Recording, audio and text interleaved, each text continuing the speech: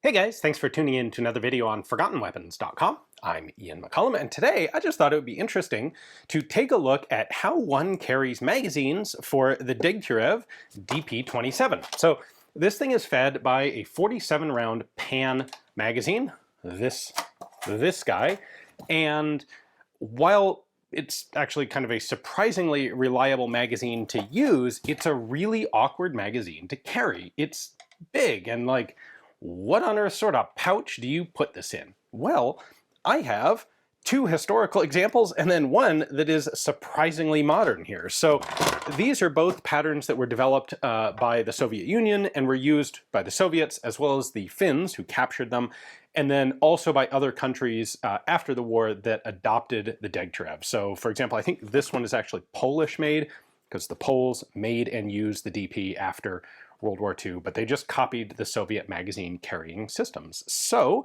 let's go ahead and take a look at how you carry these floppy, awkward Pan magazines. All right, this, I believe, is the first Soviet design of magazine carrier for the Degtyarev. This particular one was captured and used by the Finns, hence the SA stamp, and it is essentially an ammo can sized, large ammo can sized, well, ammo can for magazines. So it's got the same lid mechanism as the Soviet PKM belt boxes. In fact, here is one of those belt boxes, more or less the same size and with this same sort of lid and latch. So you rotate that locking bar up, pop the catch, open the lid, and inside you have 3 Degtyarev Pan magazines. Take the magazines out and you can see there are some sort of leather padded brackets in there to hold them all in place. One of the things about these mags is that you cannot just stack them smoothly one on top of the other because they have this basically feed block coming out the bottom of the magazine, and they have this winding handle coming out the top. That screws come a bit loose. So it would normally look like that, but they don't really quite stack flat. So in this carrier, you can see they are held far enough apart that they don't interfere with each other, and you don't have to have them in any specific orientation when you drop them in. So they're easy to get in and out of the can. Then you also have a couple of sets of padding up here so they don't rattle all that much, but they still rattle a little bit. Now to carry this thing, you just have this leather, or I think at some points canvas, strap on the top. So you can really kind of only carry 2 of these effectively at a time, one in each hand. And so a potentially better solution is this soft bag. It also weighs a lot less because it's just canvas instead of being metal, and it still holds 3 magazines. So if we open that strap, we then have 2 flaps here. Open those up, and we got 3 magazines once again, but now we have a shoulder strap here, so you can carry these by hand by just kind of wrapping up the strap to hold them, or you can sling these over your shoulder. You can see they have 3 metal plates riveted into the outside, and those essentially do the same job as the brackets on the metal can. Come on. There we go. So inside here, we have 3 of these sets of brackets, which are intended to have sort of a tension fit, spring tension fit. So that one's nice and tight. The other 2 in this are a bit loose, but those are intended to, again, hold the magazines separated apart from each other, keep them from rattling too much. This is definitely clunkier and a little harder to fill to get the magazine set properly in, but once you've got mags in it, they're not that hard to get out, and it's a pretty good system for a really clunky magazine design like this.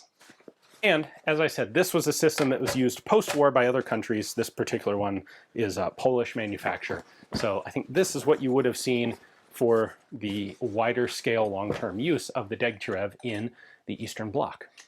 I don't know to what extent the Degtyarev is still in use by Russian forces in Ukraine right now, but I know it is being used by Ukrainian forces, specifically the Territorial Guards. These are sort of the reserve level of troops. They don't get the best kit. In fact, they've got some of the oldest kit, but the Degtyarev is still a durable, reliable light machine gun, and they're available, so why not use them? They use 7.62 by 54 rimmed, so it's standardized, same ammunition as the PKs. And the Ukrainian use is enough today that there is at least one company out there making modern magazine carrying gear for the Degtyarev in Multicam. And when I discovered that, I thought that was a fantastically interesting development. This is made by a company called Akinak. I'm not sure exactly how to pronounce it, in Ukraine. And I managed to get one through the help of a very kind, helpful viewer by way of Poland. So let me show you this, because that's the modern iteration of this guy.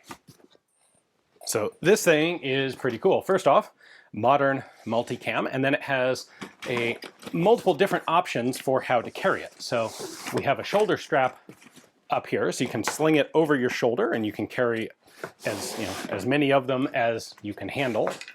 That strap is detachable. You also have a single carry handle here, and this is positioned on the inside, so if you had two of these, kind of like German World War II ammo cans, you can put them back to back and grab two of these at the same time with each hand, so that gives you a way of carrying 4 at a time. This pouch holds 2. You also have basically PALS webbing back here, so this can be attached to a combat belt, to the outside of a pack, anywhere you can attach basically any modern military sort of load-bearing gear. This company does actually also make a backpack designed specifically for a Degtyarev gunner that has a 4-pan section pocket thing on top. This is just the sort of more portable 2-pack. You can see they've reinforced the outside with a strip of heavy webbing, which is good. So snap closure, and then Velcro holding the lid closed, and inside you've got 2 pan magazines. You do want to put these in so that the feed towers are on the outside facing away. They're held apart by this bit of padded interior cloth, and that just keeps the magazines from rattling quite as much, but that can get caught on this feed tower if you put the mags in that direction. So pull them out. We got 1 and number 2. Pretty easily accessible. This is still a pretty large piece of kit that's going to be bulky. It's going to be a little bit awkward, but it does actually give you a way to carry 2 of these magazines in a reasonably convenient manner.